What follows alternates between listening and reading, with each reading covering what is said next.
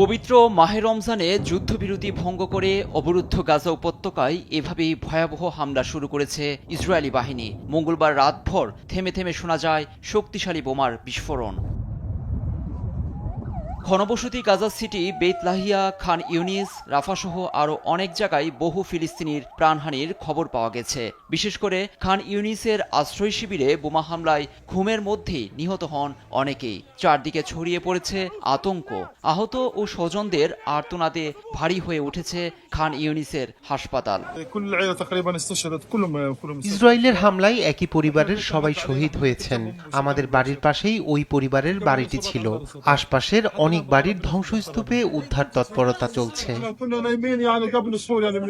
দক্ষিণ গাজায় ট্যাঙ্ক থেকে শেল ছুড়ে আইডিএফ।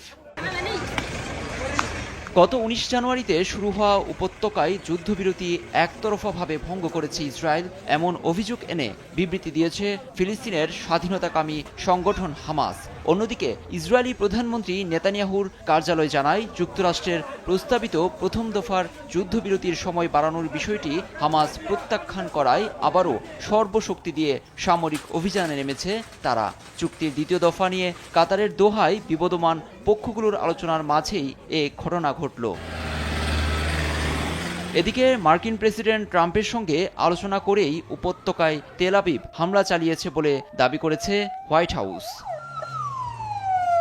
লুৎফর কবির, নিউজ ডেস্ক, দেশ টিভি।